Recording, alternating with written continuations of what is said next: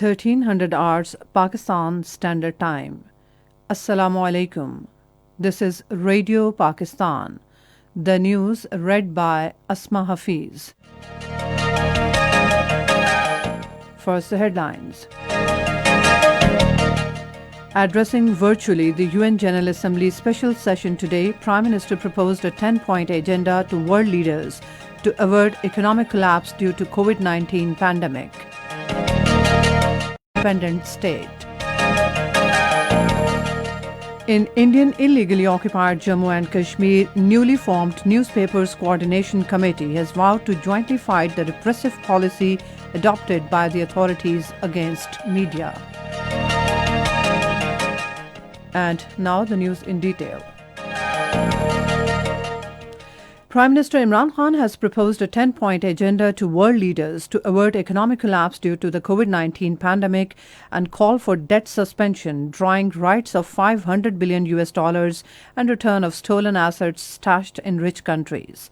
He was virtually addressing a special session of the United Nations General Assembly on the response to the deadly coronavirus pandemic and forge a united path forward to better recovery, including access to a vaccine.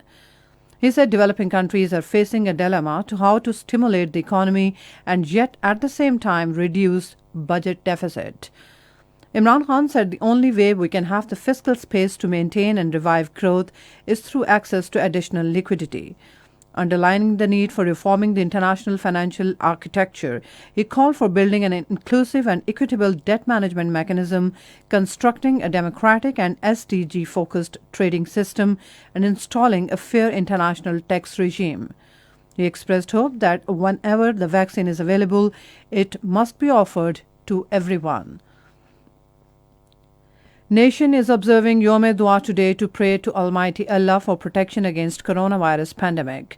This announcement was made by President Dr. Arif Alvi during interaction with ulama in Islamabad.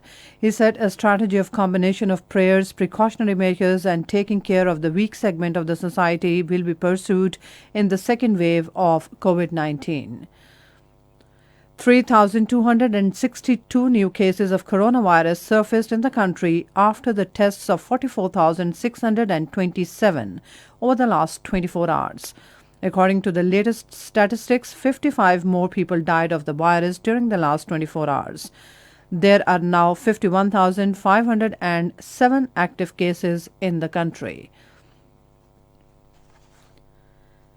Election Commission of Pakistan has issued schedule for the by-election on the vacant seat of Mayor Islamabad.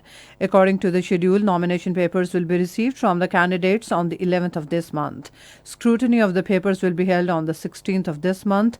Polling will be held on 28th of this month. Pakistan has urged the international community to help Palestinians in establishing an independent state of their own with Al-Quds Al-Sharif as its capital.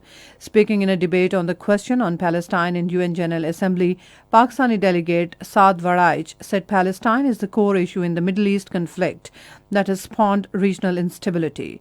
Reaffirming Pakistan's full support to the Palestinian struggle, the delegate noted that tragedy of Palestine is the collective failure of the international community. Pakistan ambassador to China, Moinul Haq, says China-Pakistan economic corridor has laid a sound foundation for modernization of Pakistan's economy.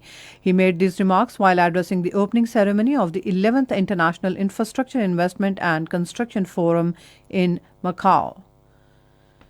In Indian illegally occupied Jammu and Kashmir, newly formed Newspapers Coordination Committee has vowed to jointly fight the repressive policy adopted by the authorities against media in the territory.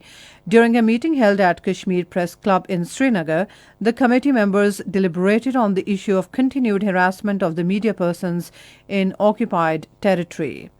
And that is the end of this news bulletin. For more news and analysis, log on to our website radio.gov.pk and also watch live video streaming of our bulletins on the link facebook.com/Radio Pakistan News Official.